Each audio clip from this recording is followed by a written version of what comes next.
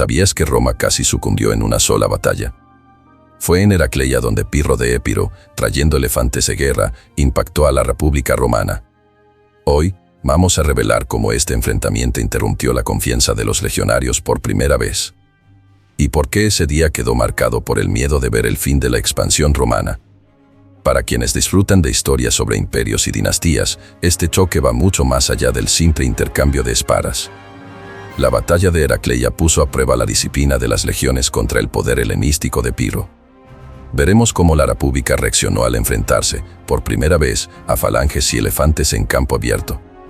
Y descubriremos los secretos detrás de la estrategia que casi derribó a la ciudad eterna. Vas a entender por qué esta derrota inicial fue una alerta crucial para los romanos. Se dieron cuenta de que la adaptabilidad sería clave para sobrevivir frente a ejércitos extranjeros. Más que un revés, Heracleia fue un laboratorio de tácticas que moldearon las futuras conquistas de Roma.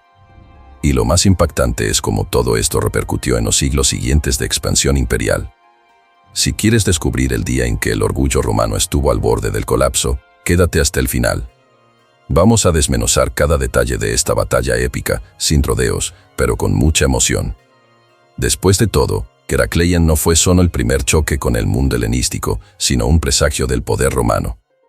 Prepárate, porque la historia va a mostrar cómo una casi derrota puede forjar un imperio invencible. A principios del siglo III a.C., Roma consolidaba su dominio sobre la península itálica tras derrotar a tribus locales y otras ciudades. ¿Sabías que muchas ciudades griegas del sur de Italia, como Tarento, temían perder su autonomía ante el creciente poder romano? Fue en este contexto que pidieron ayuda a Pirro de Épiro, un rey helenístico ambicioso. Y este fue el detonante de las guerras pírricas, que duraron desde 280 hasta 275 a.C. Pirro, un distante descendiente de Alejandro Magno, dio en la península itálica la oportunidad perfecta para expandir su dominio. Respondió al llamado de Tarento trayendo un ejército de estilo macedónico, compuesto por falanges, caballería tesalia y, lo más impresionante, elefantes de guerra. Era algo que los romanos nunca habían enfrentado, un verdadero choque de culturas y estrategias. Sin embargo, Roma no se dejó intimidar por la amenaza. Esta guerra, conocida como las guerras pírricas, fue la primera vez que Roma midió fuerzas con un ejército helenístico de primer nivel. Mientras los romanos se basaban en la flexibilidad de sus legiones, Pirro confiaba en la rigidez de sus falanges. También estaba la reputación de Pirro como estratega, lo que elevaba la moral de los griegos. Pocos sabían ellos que este enfrentamiento daría inicio a una secuencia de eventos que moldearía toda la política de expansión de Roma. A pesar de no tener experiencia contra falanges y elefantes, Roma concentró sus legiones con determinación. La guerra no era solo por el control de algunas ciudades, sino por la supremacía de todo el sur de Italia. Y en el corazón de este conflicto estaba el enfrentamiento que casi destruyó a Roma, la batalla de Heracleia. Cuando Pirro desembarcó en Italia con unos 30.000 hombres y 20 elefantes, Roma se dio cuenta de que enfrentaba algo extraordinario. El cónsul Publio Valerio Levino reunió un ejército de casi 40.000 soldados, entre infantería pesada y caballería. Había una sensación de que esta batalla definiría quién dictaría las reglas en la península. Y todo comenzó de forma inesperada, con Roma lanzándose al ataque. Levino identificó una oportunidad para sorprender a Pirro cruzando el río Siris, tomando al rey epirota desprevenido. En el primer choque, las caballerías romana y griega se enfrentaron en una lucha equilibrada, pero nada preparó a los romanos para el impacto de los elefantes de guerra. Estos gigantes, desconocidos para las legiones, desataron el terror al avanzar, asustando a la caballería romana y causando pánico en la infantería. Al ver a sus caballos retroceder, las formaciones romanas se tambalearon, y Pirro lanzó la falange macedónica con toda su fuerza. Muchos legionarios nunca habían visto elefantes, lo que aumentó el caos en el campo de batalla. Aprovechando este shock, Pirro aseguró la victoria. La combinación de elefantes y falanges sería recordada como un factor decisivo que casi puso fin a la expansión de Roma. A pesar de la derrota, los romanos resistieron lo que pudieron antes de retirarse. El impacto fue enorme, ya que no esperaban un enemigo tan bien preparado y diferente. Y si alguien pensó que Roma se rendiría, se equivocaba. Esta casi derrota reforzó una característica que se volvería legendaria, la capacidad de aprender y no rendirse después de un revés. La noticia de la derrota en Heracleia recorrió Roma como una alerta dolorosa. Aún así, la República sorprendió al no buscar la paz, sino reorganizarse para continuar la lucha. Este espíritu obstinado de nunca rendirse se convirtió en una marca registrada de los omanos. ¿Sabías que Pirro quedó impresionado con esta postura, ya que esperaba una rendición tras su victoria? Pirro intentó negociar con el Senado romano, ofreciendo acuerdos y exigiendo concesiones. Sin embargo, el senador Apio Claudio Ciego lideró la negativa a las propuestas, afirmando que no habría negociación mientras Pirro estuviera en suelo italiano. Este rechazo impresionó aún más al rey de Épiro, quien se dio cuenta de que Roma no se comportaba como las ciudades-estado griegas, famosas por rendirse tras grandes derrotas. Con la paz negada, Pirro se preparó para un nuevo enfrentamiento, como la batalla de Ásculo en 279 a.C. Aunque volvió a ganar, se dio cuenta de que cada triunfo salía caro, ya que Roma tenía los recursos para seguir movilizando soldados. Mientras tanto, la República, aunque golpeada, mostró que derrotarla no sería tarea sencilla. Esta reacción romana se convertiría en un modelo para futuras campañas, la disposición a luchar hasta el final. Roma, aunque afectada, comenzó a pensar en cómo neutralizar la ventaja de los elefantes y las falanges. Este periodo de adaptación sería fundamental para las próximas guerras. Pero Heracleian no fue solo un golpe momentáneo, moldeó la manera en que Roma trataría a los adversarios extranjeros, allanando el camino para grandes conquistas. Enfrentar a un ejército helenístico con falanges y elefantes forzó a Roma a evolucionar militarmente.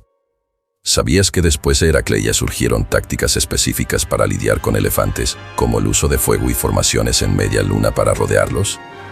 Estas modificaciones serían cruciales contra Aníbal, que también trajo elefantes en la Segunda Guerra Púnica. Además, los omanos se dieron cuenta de que la falange era vulnerable en terrenos irregulares y contra ataques por los flancos. Para explotar estas debilidades, la organización de las legiones se mejoró, haciéndolas más ágiles y versátiles. Cada derrota se convertía en una lección, reforzando una de las principales virtudes humanas, aprender de los errores y adaptarlos a su realidad en la guerra. Otro punto interesante es que Roma comenzó a estudiar las formaciones macedónicas en detalle, contratando mercenarios y consultando a extranjeros para entender mejor la falange. Este intercambio cultural ayudó a absorber técnicas, aumentando la eficacia de las legiones. Era como si cada batalla fuera un escalón en la construcción de una máquina de guerra casi invencible en el Mediterráneo. Es increíble notar cómo un solo enfrentamiento impactó tanto la mentalidad militar romana. Heracleia expuso vulnerabilidades que, una vez corregidas, fortalecieron aún más a la República. Este aprendizaje no se limitaría al campo de batalla, sino que también influiría en la forma en que Roma se relacionaba con aliados y enemigos, moldeando la diplomacia que caracterizaría al imperio. Pirro fue el primer rey extranjero en desafiar a Roma directamente en Italia, y eso desencadenó una reacción firme. Roma desarrolló la idea de que cualquier presencia militar extranjera en su territorio era inadmisible. De esta forma, la defensa a menudo se convertía en expansión, estableciendo un patrón que se repetiría a lo largo de los siglos. En las guerras púnicas, por ejemplo, Roma combatió a Cartago con toda su fuerza, conquistando todo el Mediterráneo occidental. ¿Recuerdas a Aníbal, que cruzó los Alpes con elefantes para sorprender a los omanos? La experiencia previa con Pirro hizo que Roma estuviera más alerta y preparada contra tales audacias. El resultado fue una respuesta sistemática y poderosa. Entonces vinieron las guerras macedónicas, donde Roma midió fuerzas con los sucesores de Alejandro Magno. Nuevamente, las lecciones aprendidas de las falanges helenísticas en Heracleia y Ásculo dieron a los omanos la ventaja que necesitaban. Con cada victoria, Roma consolidaba su dominio, absorbiendo la cultura helenística y expandiendo su influencia hacia el este. Quedó claro que el patrón sería: las amenazas externas generarían respuestas enérgicas, y muchas veces eso culminaría en nuevas anexiones. Heracleia fue el punto de partida de esta postura expansiva que, aunque a menudo justificara como defensiva, llevó el nombre de Roma a todos los rincones del Mediterráneo. La negativa de los omanos a aceptar la derrota se convirtió en una de las grandes marcas de su historia. ¿Sabías que este rasgo persistió en los siglos siguientes, sirviendo de fundamento para las campañas contra Aníbal y hasta contra imperios del Oriente? Con cada golpe sufrido, Roma se levantaba con más soldados y determinación. Este modelo de resistencia y retaliación se hizo evidente en la destrucción total de Cartago en 146 a.C., tras la Tercera Guerra Púnica. Roma se aseguraba de que sus enemigos no tuvieran posibilidades de levantarse de nuevo. Esta misma postura se repitió en enfrentamientos en Oriente contra los partos y sasánidas, donde Roma siempre buscaba recuperar o mantener territorios, nunca aceptando la pérdida como definitiva. Tampoco había complacencia con las rebeliones internas, como en el caso de Jerusalén en 70 después de Cristo, cuando la ciudad fue arrasada tras una revuelta. Esta intensidad reflejaba la mentalidad romana de que cualquier amenaza, interna o externa, debía ser aplastada. Heracleia fue la semilla que le mostró a los romanos la importancia de nunca rendirse. Era como si, cada vez que Roma era puesta a prueba, resurgiera más fuerte, decidida a no repetir los errores del pasado.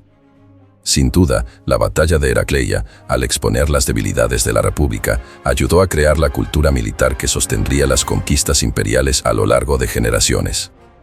La batalla de Heracleia fue mucho más que un simple enfrentamiento, redefinió cómo Roma enfrentaría futuros conflictos. Si Pirro hubiera derrotado a la República de manera definitiva, el Imperio Romano tal vez nunca habría surgido con tanta fuerza. ¿Acaso el Occidente habría estado entonces marcado por la herencia helenística en lugar de la romana? Esta guerra fue un laboratorio, un ensayo para las futuras campañas contra potencias como Cartago y Macedonia. En cada victoria o derrota, Roma absorbió tácticas, culturas y reforzó su obstinación. Dejó un legado de resiliencia que influyó profundamente en la forma de actuar en batallas decisivas en los siglos siguientes. Ahora queremos saber tu opinión. ¿Qué evento crees que más contribuyó al fin de la República y el surgimiento del imperio? ¿Fue la ascensión de Julio César, las ambiciones de Pompeyo o el encanto de Cleopatra? Deja tu comentario, porque puede aportar nuevas perspectivas a este debate eterno. Y, claro, revisa otros videos del canal, dejando tu like y suscribiéndote para seguir más contenido sobre la historia de Roma. Si deseas profundizar aún más en las grandes guerras que moldearon civilizaciones, tenemos un producto digital imperdible. Explora las estrategias y las batallas que transformaron no solo a Roma, sino también a diversos imperios a lo largo de los siglos. Accede al enlace en la descripción, suscríbete al canal y activa la campanita para no perderte ninguna actualización.